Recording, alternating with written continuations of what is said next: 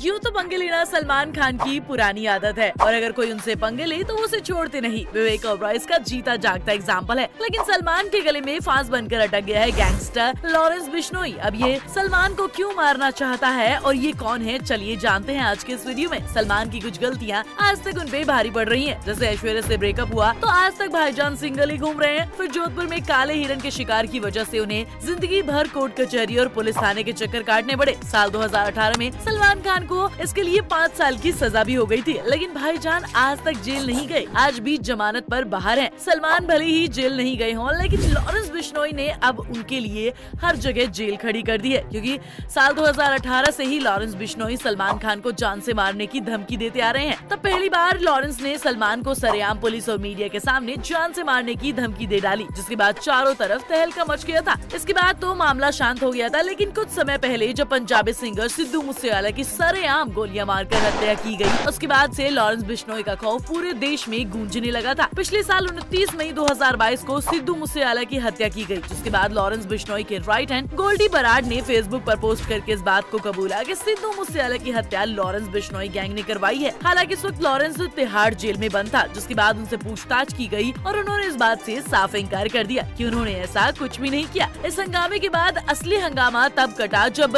Bishnoi gang की तरफ से सिद्धू मूसेवाला के बाद सलमान खान को अगला टारगेट बताया गया। सलमान खान के फादर सलीम खान हर दिन की तरह जब मॉर्निंग वॉक पर गए, तब उन्हें एक लेटर मिला जिसमें सलमान खान और उनकी फैमिली को जान से मारने की धमकी दी गई थी। इस धमकी के बाद सलमान खान की सिक्योरिटी को इतना टाइट कर दिया कि परिंदा भी पर न मार सके। लेकिन लॉरेंस बिश्नोई ने सलमान को मारने की अपनी कोशिशों को कभी नहीं छोड़ा। अब तक वो 2 बार सलमान को मारने के लिए अपना शूटर भेज चुके हैं। पहली बार 2019 में शूटर गया था, उसने पूरी प्लानिंग कर ली थी, लेकिन वो सलमान को मारने में असफल रहा क्योंकि उसकी गन की रेंज बहुत कम थी। इसीलिए जब वो दूसरी बार गन लेने लौट रहा था, तब मुंबई पुलिस ने उस शूटर को धर दबोचा और सारा प्लान फ्लॉप हो गया। इसके बाद साल 2022 में फिर से सलमान पर हमला करने की प्लानिंग की गई। इसके लिए सलमान के फार्म हाउस पर शूटर ने पूरी रेकी कर ली थी, लेकिन तब तक सलमान की सिक्योरिटी इतनी ज्यादा टाइट हो गई थी कि शूटर सलमान खान तक पहुंच ही नहीं पाया। लेकिन लॉरेंस की धमकियों का दौर अभी भी रुका नहीं है। इसी साल 2023 में सलमान को अब तक 2 बार ईमेल भेजकर जान से मारने की धमकी दी जा चुकी है। और तो और लॉरेंस बिश्नोई ने जेल में रहते हुए भी खुलेआम न्यूज चैनल पर आकर कुछ टाइम पहले इंटरव्यू दिया था, जहां उसने ये कहा कि अब तक उसने गुंडे वाला कोई काम नहीं किया, लेकिन वो सलमान खान को सबक सिखाकर गुंडा जरूर बनना पसंद करेंगे। लेकिन आखिर क्यों लॉरेंस बिश्नोई सलमान खान के पीछे हाथ धोकर पड़े हैं? तो इसका कनेक्शन जुड़ा हुआ है सलमान खान के काला हिरन केस से। सलमान खान ने बीकानेर में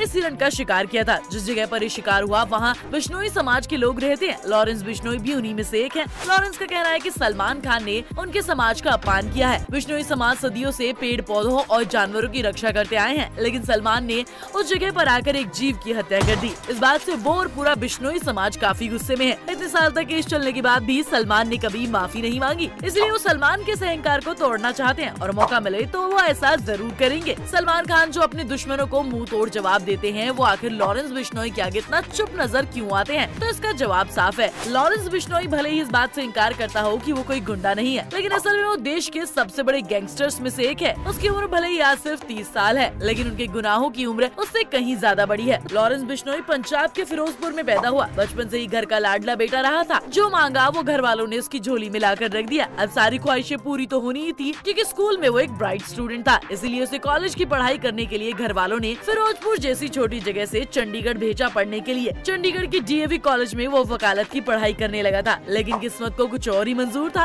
लॉरेंस कॉलेज जाते ही काफी फेमस हो गया था, इसीलिए उसे कॉलेज स्टूडेंट प्रेसिडेंट के इलेक्शन में भी खड़ा किया गया। इसके लिए उसने अपनी पार्टी भी बनाई और जी जान से इलेक्शन लड़ने के बाद भी वो हार गया। अपने विरोधी से बदला लेने की खुन्नस में उसने एक गन खरीद ली। इन सब छोटी छोटी लड़ाइयों में लॉरेंस का साथ देता था गोल्डी बराड, जो आज उनके राइट हैंड के नाम से जाना जाता है। इलेक्शन में खड़े हुए उसके विरोधी के साथ अक्सर उसकी भिड़ंत होने लगी, जिसमें एक बार शूट आउट हुआ। यहीं से लॉरेंस की क्रिमिनल हिस्ट्री शुरू हो गई, क्योंकि इसके लिए उसे पहली बार अरेस्ट किया गया और आज उसके नाम पर 70 से भी ज्यादा केस दर्ज हैं। धीरे धीरे लॉरेंस का नाम क्राइम की दुनिया में बढ़ता चला गया। अलग अलग गैंगस्टर से तार जुड़ने लगे। गैंगस्टर जग्गू भगवानपुरिया उसका गुरु माना जाता है। 19 साल की उम्र में पहला क्राइम करने वाला लॉरेंस 20 साल का होते होते पक्का गैंगस्टर बन चुका था। उसने गैंग के साथ मिलकर वसूली कर रैकेट चलाना शुरू कर दिया और पंजाब के बड़े बड़े बिजनेसमैन और सेलिब्रिटीज से वसूली करने लगा। ये सब चल रहा था कि उसे साल 2014 में हथियार रखने के जुर्म में अरेस्ट किया गया और उसे जेल भेजा गया। लेकिन ये बात लॉरेंस के लिए सजा नहीं बल्कि एक मौका बन गई, क्योंकि यहाँ उसने दूसरे क्रिमिनल्स के साथ मिलकर अपनी ताकत को कई गुना बढ़ा लिया और फिर उससे पकड़े जाने का डर भी नहीं था, क्योंकि यहीं से उसका सारा काम चल रहा था।